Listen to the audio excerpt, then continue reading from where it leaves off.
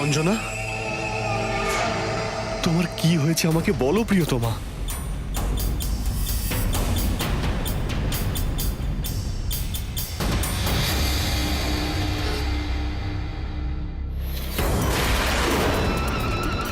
লক্ষণ সামান্য নয় রাজন।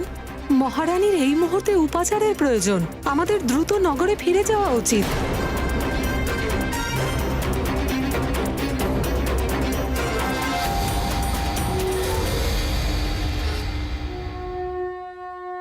গর্ভস্থ শিশুকে হত্যা করা মহাপাপ। তা দীর্ঘকাল নারকীয় কষ্টের ভাগীদার করে তোলে। দুষ্ট বালি হনুমানের জন্মের আগেই তাকে হত্যা করা নিজের দিক থেকে সুনিশ্চিত করেছিল। মহারাজ, মহারানীকে বিষ দেওয়া হয়েছে।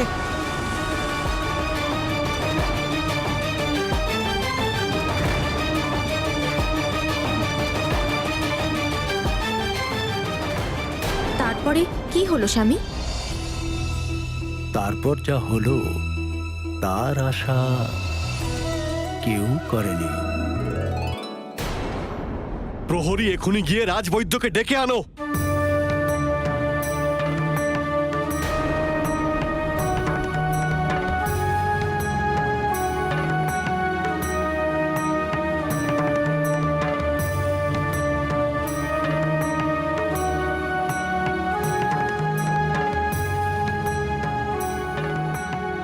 রাজন, কোনো উপাচার কাজ করছে না। বুঝতে পারছি না আমি কি করব। কি আবার হবে? ওর কিছুই হবে না। কিচ্ছু হতে পারে না আমার অঞ্জনা আর আমার পুত্রের। তুমি দাঁড়িয়ে দাঁড়িয়ে কি দেখছো? মহারানীকে বাতাস করো।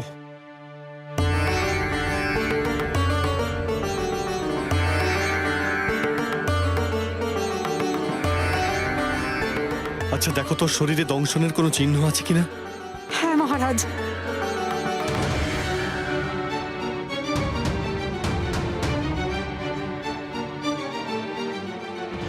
না মহারাজ, কোনো চিহ্ন নেই। অর্থাৎ ওকে কোনো বিষধর সর্প দংশন করেনি। মহারাজ, যে বিষে মহারানী মূর্ছিত হয়েছেন সেটা মনে হয় কোনো সাধারণ বিষ নয়। তাহলে নিশ্চিত একটা কোনো মিশ্রিত ধাতুতে তৈরি কৃত্রিম বিষ। যতক্ষণ না বিষের প্রকৃতি নিশ্চিত হচ্ছে ততক্ষণ আরোগ্যের ওষুধও নিশ্চিত করা যাবে না। আর যাও গিয়ে দেখো রাজবৈদ্য এখনো পর্যন্ত কেন এলেন না।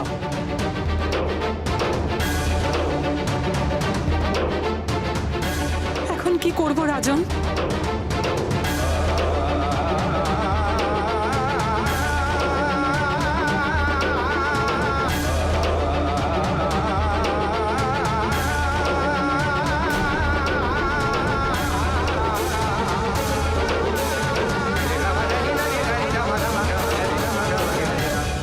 টোটকা, টোটকা, টোটকা দিতে হবে ওকে। আমি এমন এক টোটকা জানি যেটা প্রত্যেক ধরনের বিষে দেওয়া যেতে পারে।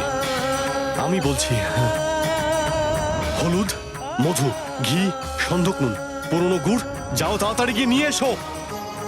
মহারাজ, যদি এই টোটকাতে কোনো লাভ না হয় তাহলে আমাদের বলপূর্বক মহারানীকে বমি করাতে হবে। আমি এক্ষুনি গিয়ে ঔষধের ব্যবস্থা করছি। যাও, যা করার করো। হ্যাঁ মহারাজ।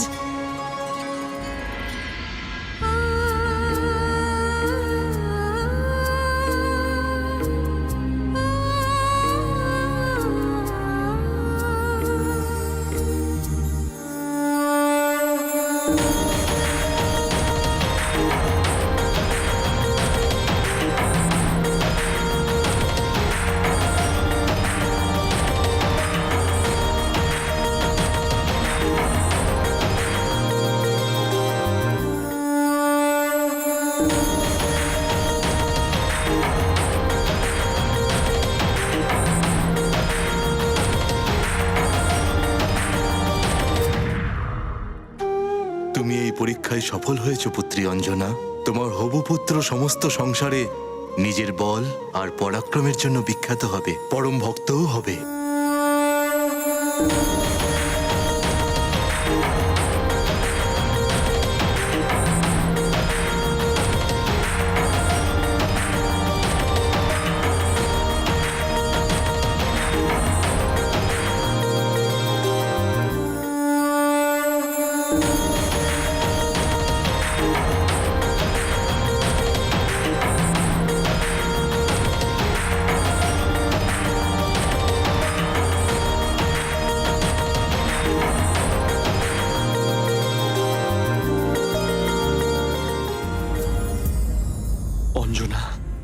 চোখ খোলো অঞ্জনা, তুমি দ্রুত সুস্থ হয়ে যাবে প্রিয়তমা। আর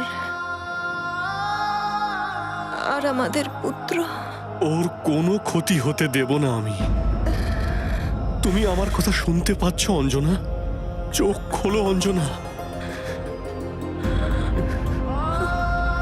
আচ্ছা আচ্ছা, বলো তো আমাদের হবু পুত্র কেমন হবে প্রিয়তমা? তৎপুত্র জিতেন্দ্রিয় ভবিষ্যতি। আমার পুত্র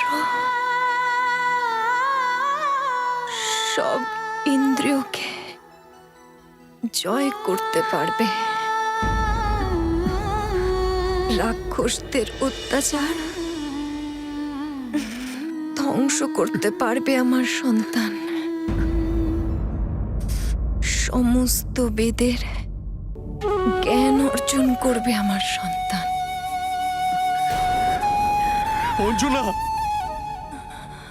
অঞ্জনা,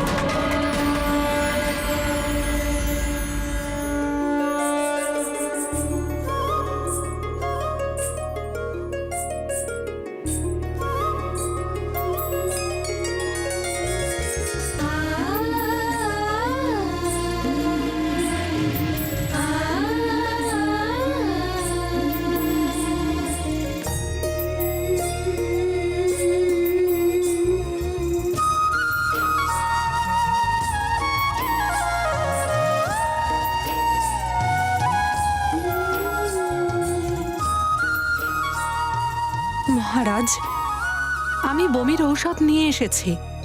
তাড়াতাড়ি নিয়ে এসো। কিন্তু মহারাজ, এই ঔষধে মহারানীর উপচার হবে কি না সেটা নিশ্চিত নয়। আপনি স্বয়ং গিয়ে রাজবৈদ্যকে যদি ডেকে আনেন তাহলে ভালো হবে। আপনি নিশ্চিন্তে থাকুন মহারাজ, ততক্ষণ আমি মহারানীর খেয়াল রাখছি।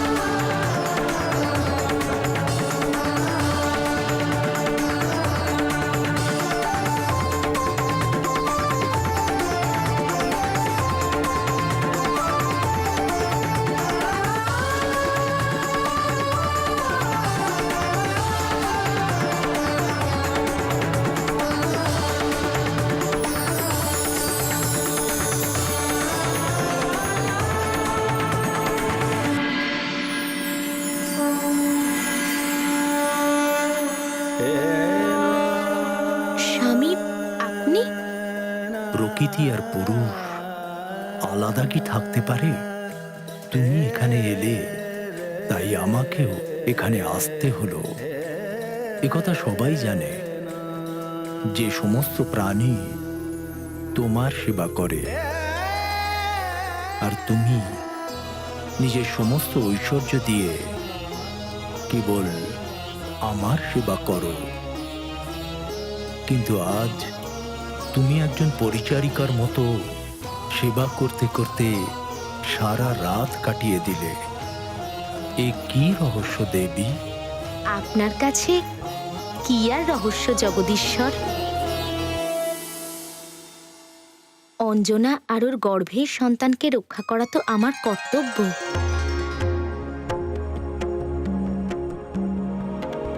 নিশ্চিন্ত হও দেবী, তোমার কৃপায় অঞ্জনার শিশুর সমস্ত বিপত্তি তার কাছে আশীর্বাদ হয়ে উঠবে।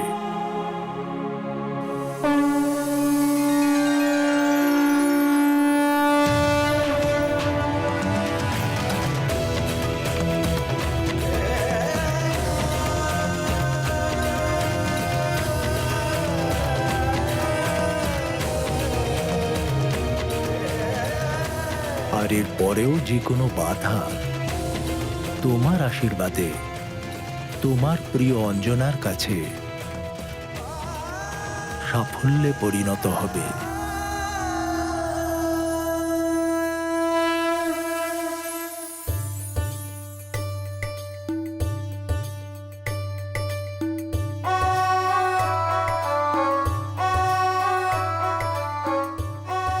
দিদি, আপনি এমন কেন বললেন যে অঞ্জনা আর তার পুত্রকে রক্ষা করা আপনার পরম ধর্ম? যে আমার স্বামীর সংকট হরণের জন্য জন্ম নিচ্ছে, তার সংকট মোচন করা তো আমার পরম ধর্ম।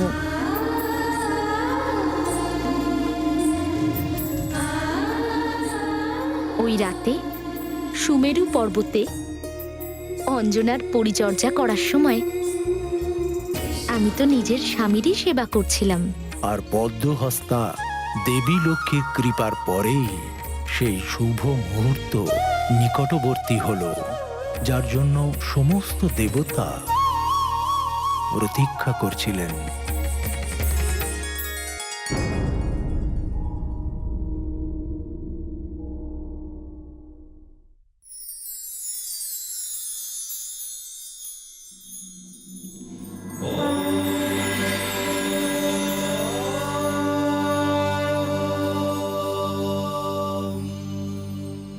ওঠো অঞ্জনা।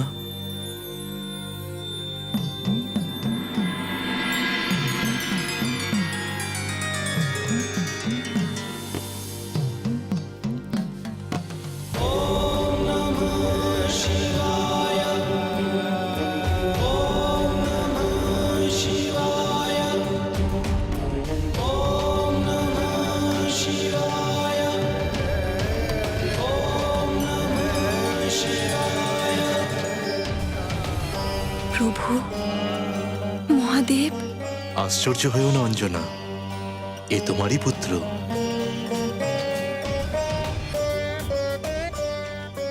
এ সেই পুত্র যার জন্য তোমাকে দেবলোক থেকে পৃথিবীতে আসতে হলো। এ সেই পুত্র যার জন্মের প্রতীক্ষায় তুমি দীর্ঘকাল ধরে নিঃসন্তান হওয়ার দুঃখ সহ্য করেছ। এ সেই পুত্র যাকে পাওয়ার জন্য তুমি 12 বছর ধরে কঠিন তপস্যা করেছিলে। এ সেই পুত্র অঞ্জনা, যে কমল নয়ন ভগবান বিষ্ণুর নর অবতারে পরম সহযোগী হবার জন্য জন্ম নিয়েছে। তোমার এই পুত্রের জন্য যুগ যুগ ধরে ত্রিভুবনে বানররাজ কেশরী আর তোমার গুণগান করা হবে। এই পুত্রের মধ্যে আমার সমস্ত তেজ তোমায় সমর্পণ করছি। এই নাও, নিজ পুত্রকে পালন করো।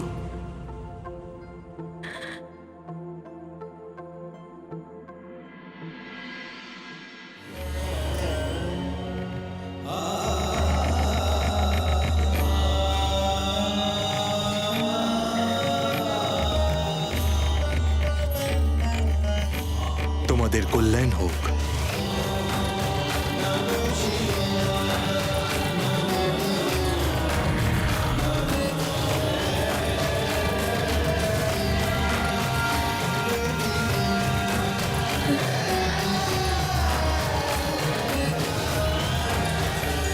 মহাদেব, ভোলানাথ, কি হলো অঞ্জনা?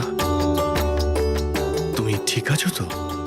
মহাদেব এসেছিলেন, আমার কোলে তুলে দিলেন উনি স্বয়ং নিজের হাতে কাকে? আমাদের পুত্রকে।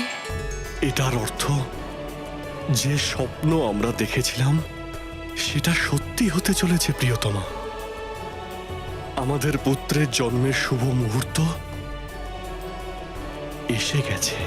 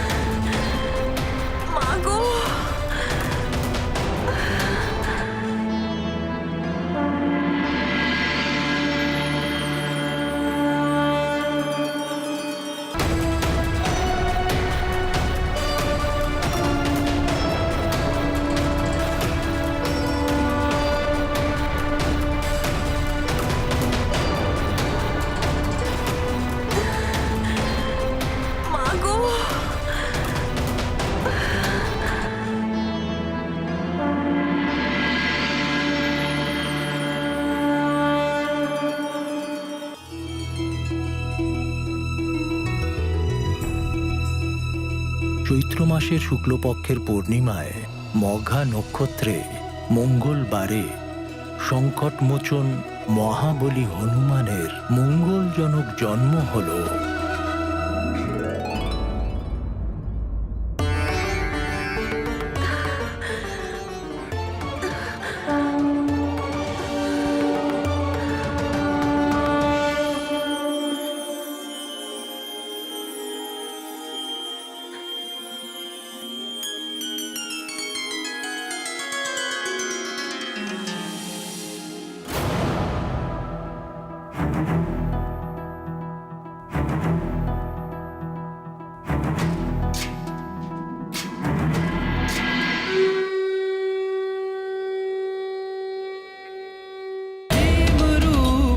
মহারুদ্র বজ্র হনুমান মারুতি বনারী অঞ্জনী সুত রামদূত প্রভঞ্জনা মহাবলী প্রাণদাতা সকলং উঠবি বলে শুভকারী দুঃখহারী দূত বৈষ্ণব দায়কা।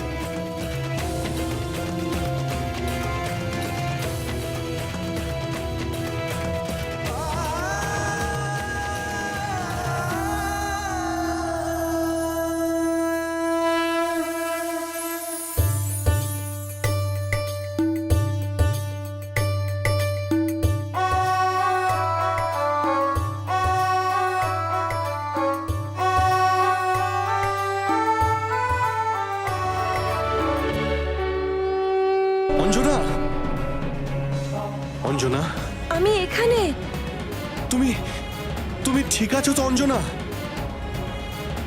এত প্রকাশ কিসের অঞ্জনা?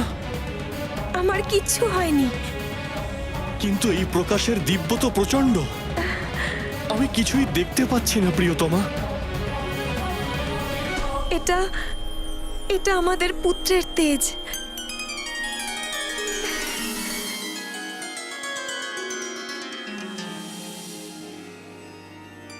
হে ভোলানাথ, হে মহাদেব, হে ভক্তবৎসল ত্রিনেত্রধারী, আমাদের পুত্র আপনার তেজ থেকেই জন্ম নিয়েছে, আর এটার প্রমাণ আমরা পেয়ে গেছি। কিন্তু যদি আমার সন্তান এমন পরম তেজস্বী অবস্থায় প্রতিনিয়ত থাকে, তাহলে আমরা এর লীলার সুখ পাওয়া তো দূরের কথা, ওকে দেখতেও পাবো না। হে কৃপানিধি, এমন কিছু কৃপা করুন যে এর তেজও থাকবে, আর আমাদের মতো সংসারী জীব ওর দর্শনও করতে পারবে।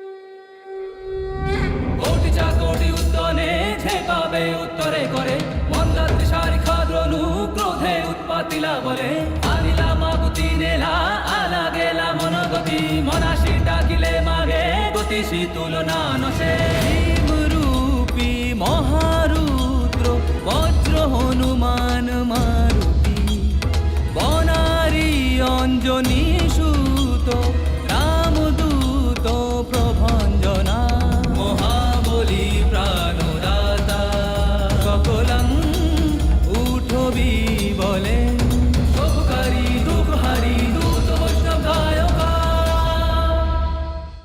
12 বছরের কঠিন তপস্যা আর তার থেকেও বেশি বছরের অপেক্ষার পরে তাদের পুত্র লাভ হয়েছিল। কিশোরী আর অঞ্জনার কাছে সবকিছু যেন একটা স্বপ্ন ছিল, সেই মধুর স্বপ্ন যা তারা দুজনে মিলে দেখেছিল। সেই স্বপ্নই তাদের সামনে সত্য হয়ে ওঠে। जय राम भक्त हनुमान, जय राम भक्त हनुमान, जय राम भक्त हनुमान।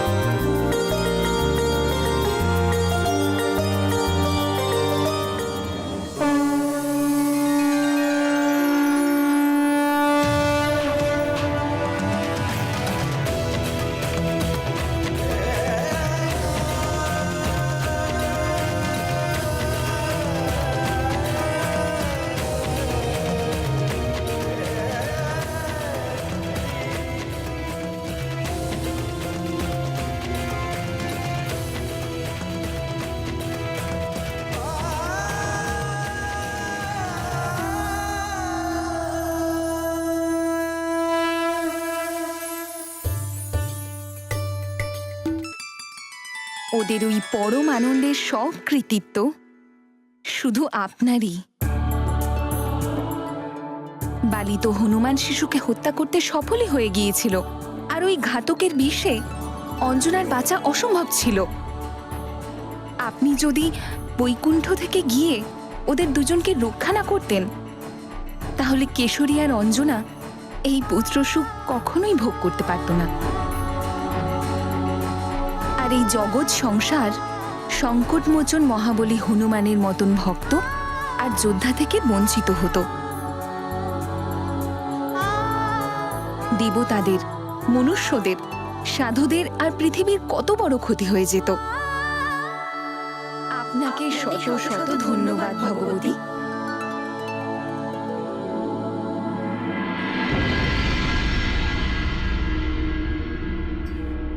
আমার পুত্র,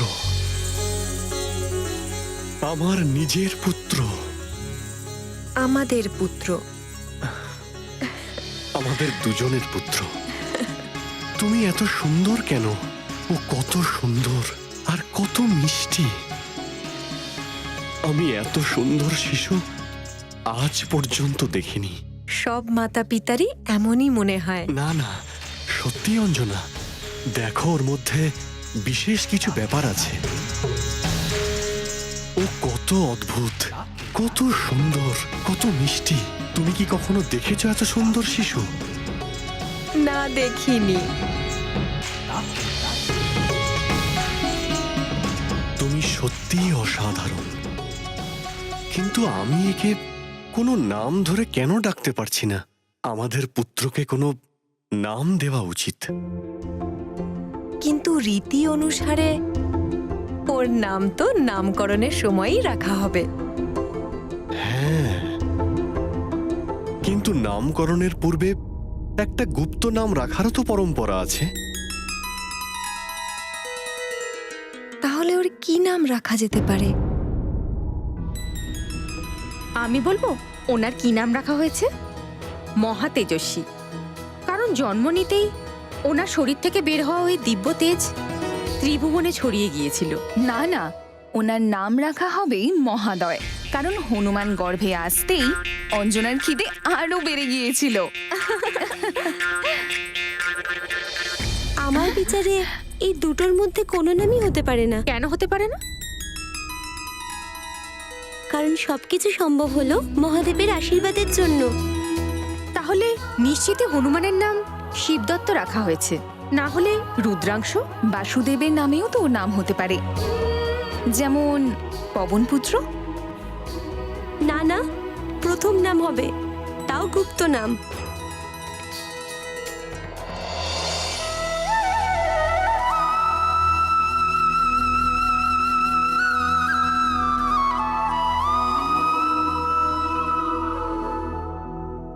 যেমন শিশু হনুমানের নামের জন্য তোমরা সবাই আলোচনা করছো, তেমনি কিশোরী আর অঞ্জনাও নিজেদের নবজাতক শিশুর গুপ্ত নাম নিয়ে বিবাদে মেতে উঠেছিল।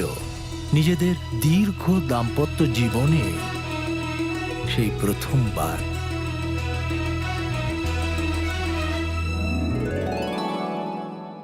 আরে, তাহলে আমাদের পুত্রের নাম কি রাখা যেতে পারে? এর নামে আপনার বল, গুণ আর পরাক্রমের পরিচয় থাকা উচিত। দেখতে তো তোমার মতন কোমল, সুন্দর আর সুখদায়ক। এর নাম তোমার নাম অনুসারেই হওয়া উচিত, শশীমুখী। এ আপনি কি কথা বলছেন বলুন তো? পুত্র হয়ে নামের মধ্যে কোমলতা? কথাটা তো তুমি ঠিকই বলছো। তাহলে এই কেশরী নন্দনের নাম তো আপনার নামের সাথে যুক্ত থাকা উচিত, কেশরী নন্দন। এই নামটা শুনতে কি ভালোই না লাগছে। না না, তুমি এই পুত্র প্রাপ্তির জন্য 12 বছর কঠিন তপস্যা করেছ। তোমার এই কঠিন তপস্যায় ভোলা শঙ্কর প্রসন্ন হলেন, আর আমাদের এই পুত্র রতন প্রাপ্ত হল। এর নাম তোমার নামের সঙ্গেই যুক্ত থাকা উচিত। যে পুত্র আমরা অঞ্জনার তপস্যার ফলস্বরূপ পেয়েছি তার নাম অঞ্জনে হওয়া উচিত। অঞ্জনে? না না না না, হ্যাঁ, অঞ্জনে। অঞ্জনেতে সেই কথা কোথায়? কেশরী নন্দন শুনতে ভালো লাগে। আরে, আমার এই আনন্দ তো তোমারই তপস্যার পরিণাম। একে আমরা অঞ্জনে বলেই ডাকবো। অঞ্জনে? না, কেশরী নন্দন। কেশরী নন্দন নয়, আমরা একে অঞ্জনে বলেই ডাকবো। অঞ্জনে নয়, কেশরী নন্দন। কেশরী নন্দন নয়, আমরা একে অঞ্জনে বলেই ডাকবো। কেশরী নন্দন। না, ওকে অঞ্জনে বলেই ডাকবো। অঞ্জনে নয়, কেশরী নন্দন। অঞ্জনে। কেশরী নন্দন। কেশরী নন্দন। অঞ্জনে। কেশরী নন্দন। কেশরী নন্দন। একে বারবার কেশরী নন্দন কেশরী নন্দন বলে কেন ডাকছি? কেশরী নন্দন। জয় নারায়ণ নারায়ণ নারায়ণ। হে স্বামী, নারদমণি ওখানেও পৌঁছে গেলেন? উনি তো অজন্ম হনুমান শিশুর প্রাণ নেওয়ার জন্য দুষ্ট বালকের সহায়ক ছিলেন। কেশরী আর অঞ্জনার কাছে যাওয়ার পিছনে দেবর্ষীর কি উদ্দেশ্য ছিল প্রাণবল্লভ? আবার কি কোনো ষড়যন্ত্র হবার ছিল? প্রণাম দেব ঋষি। আসন গ্রহণ করুন মুনিবর। আরে মাতা, আপনি কষ্ট করবেন না। আমি আপনাকে কষ্ট দিতে নয়, বরং আমি তো আপনার আর আপনার এই দিব্য পুত্রের দর্শন করতে এসেছি।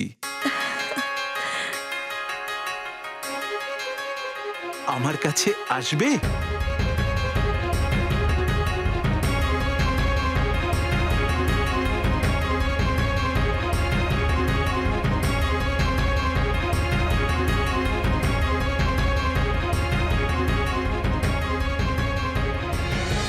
यत्र यत्र रघुनाथ कीर्तनं तत्र तत्र কৃতমস্তকঞ্জলিম। আপনার এই জিতেন্দ্রীয় পুত্রের উপর কখনোই শীত, তাপ বা বৃদ্ধ অবস্থার প্রভাব পড়বে না। আপনার পুত্রের কোনো কর্মেই কর্মফলের দোষ লাগবে না। প্রকৃতির প্রতিনিয়ত বদলানোর যে 3টি গুণ আছে, সত, রজ এবং তম, যেগুলির জন্য সকল জীব সুখ, দুঃখ আর মোহের সাগরে ডুবতে অথবা ভাসতে থাকে, কিন্তু আপনার এই পুত্র সর্বদা আনন্দে মগ্ন থাকবে আর কখনোই দুঃখে পীড়িত হবে না, মোহের কারণে বুদ্ধিহীন হবে না। আর এই পরাক্রমী বালক সর্বদা সুস্থ থাকবে।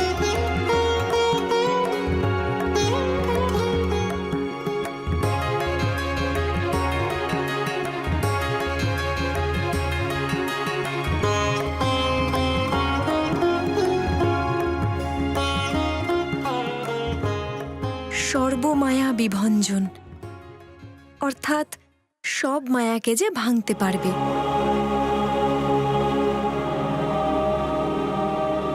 সুন্দর মনোহর নাম, সর্বমায়া বিভঞ্জক। আমার মুখে একটা নাম শুনেই আপনারা কিন্তু ঘাবড়ে যাবেন না। আপনাদের সন্তানের তো অনেক নাম হতে চলেছে। হ্যাঁ, প্রথম গুপ্ত নাম রাখার যে অধিকার ছিল, সেই সুযোগের ব্যবহার তো আপনারা করেই ফেলেছেন।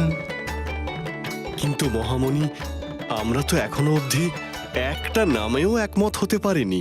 আমি জানি বানররাজ, কিন্তু আপনাদের এই দুটো নাম বালকের কানে এতবার গেল যে দুটোই অস্বীকার করে নিয়েছে। তাই তো কেশরী নন্দন? অঞ্জনে?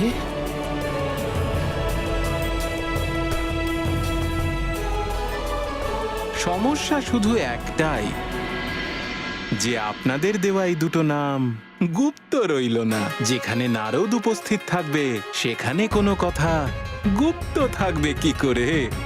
বলো মন নারায়ণ নারায়ণ নারায়ণ। আপনাদের এই দিব্য বালকের জ্ঞান, ভক্তি আর পরাক্রমের কারণে এই নামের মধ্যে দিয়েই সমগ্র জগতে আর যুগ যুগ ধরে কেশরী আর অঞ্জনার নাম বারবার উচ্চারিত হবে।